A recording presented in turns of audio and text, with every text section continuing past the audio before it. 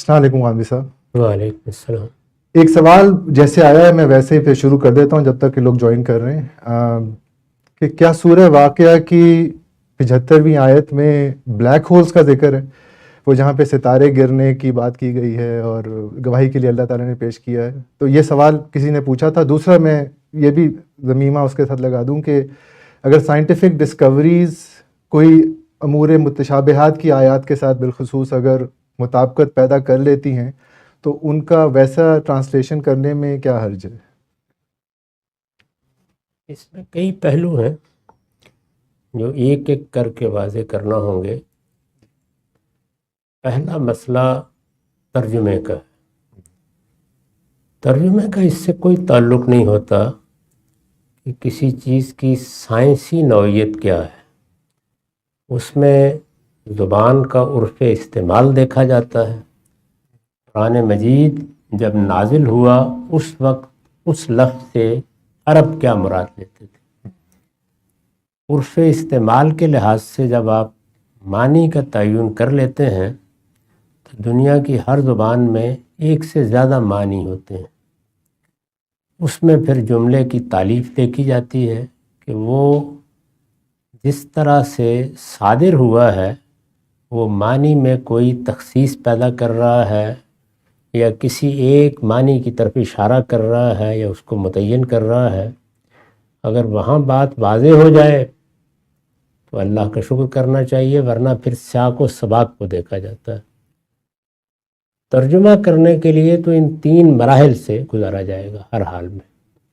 زیادہ سے زیادہ آپ جو کر سکتے ہیں وہ یہ ہے کہ ہم نے جو لفظ اختیار کیا تھا وہ لفظ موجودہ زمانے میں آ کر ہمارے علم کے نتیجے میں ایک معنویت پیدا کر چکا ہے، تو دیکھ لیں کہ جو کچھ ہم نے عرف استعمال سے سمجھا تھا یہ نئی معنویت کہیں اس کے مدعا کو بدل تو نہیں رہی۔ اگر ایسا ہو تو پھر لفظ پر بھی نظر ثانی کر لینی چاہیے، کیونکہ ہم اردو میں ترجمہ کریں گے، انگریزی میں کریں گے یا کسی اور زبان میں، تو اس میں تو الفاظ کا سفر جاری ہے۔ اس کو آپ ایسے سمجھ سکتے ہیں کہ قرآن مجید میں ایک جگہ کہا ہے یہ چاند ستارے سب چیزوں کو گن کر اجرام فلکی کی طرف توجہ دلا کے کل فی فلک یسبحون، ان میں سے ہر ایک ایک فلک میں گردش کر رہا ہے، تیر رہے ہیں۔ اب گردش کر رہے ہیں، تیر رہے ہیں، یہ تو ہو گیا، لیکن فلک کے لفظ کو ہم مدار سے تعبیر کر دیتے ہیں۔ اس میں ایک سائنسی مفہوم اب پیدا ہو گیا ہے۔ اس میں کوئی اشتباہ کا امکان ہو تو آپ لفظ کو تبدیل کر سکتے ہیں، لیکن بالکل یہی مفہوم ہے جو ہمیشہ سے ادا کیا جا رہا ہے۔ اسی طرح قرآن مجید نے 2-3 مقامات پر اس کا ذکر کیا ہے کہ بادلوں کے پہاڑوں سے ہم اولے برسا دیتے ہیں۔ اب وہ بادلوں کے پہاڑ تو انسان کے مشاہدے کی چیز نہیں ہے، یعنی ہم نے کبھی بادلوں کے پہاڑ نہیں دیکھے۔ جب تک انسان جہاز پر سوار نہیں ہوا وہ اس تعبیر کو نہیں سمجھ سکتا، ممکن ہی نہیں تھا۔ لوگ اس کی توجیحات بھی کرتے رہتے تھے کہ بادلوں کے پہاڑ کیا معنی ہوئے، لیکن کسی نے اس کے لفظ کو بدلا نہیں ہے، اسی طرح رہا ترجمے میں۔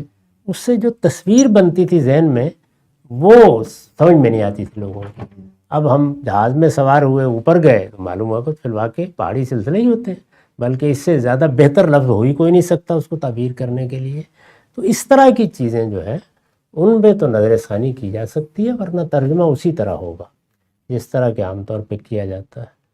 اب رہی یہ بات کہ سورہ واقعہ میں جو کچھ بیان ہوا ہے، تو جو کچھ بیان ہوا ہے جس پس منظر میں ہوا ہے، جس چیز پہ استدلال کیا گیا ہے، وہ تو اسی طرح سمجھا جائے گا۔ لفظ کا مطلب کیا ہے، جملے کی تعریف کیا ہے اور سیاق و سباق کیا ہے، اس سے کسی کے ذہن میں جو اب تصویر بنتی ہے اس سے وہ بلیک ہول کی مثال کے طور پر تصویر بن گئی ہے تو بن جائے، کوئی فرق نہیں پڑتا۔ لیکن ہم اپنے نہ تو ترجمے میں کوئی تبدیلی کریں گے، نہ لفظ میں کوئی تبدیلی کریں گے، نہ اس مفہوم کو بیان کرتے وقت جو تصویر لفظوں سے بنتی ہے اس میں کوئی تغیر کریں گے۔ آخر انہی لفظوں کو پڑھ کر ایک نئی تصویر بن رہی ہے، تو اس کے بننے کا عمل تو زندگی بھر ہوتا رہے گا، بعد میں بھی ہوتا رہے گا، وہ ہوتا رہے، اس سے کوئی فرق نہیں پڑتا۔ بات کو بیان اسی طرح کیا جائے۔ ٹھیک ہے، بہت شکریہ سر، بہت خوبی سے آپ نے بیان کیا۔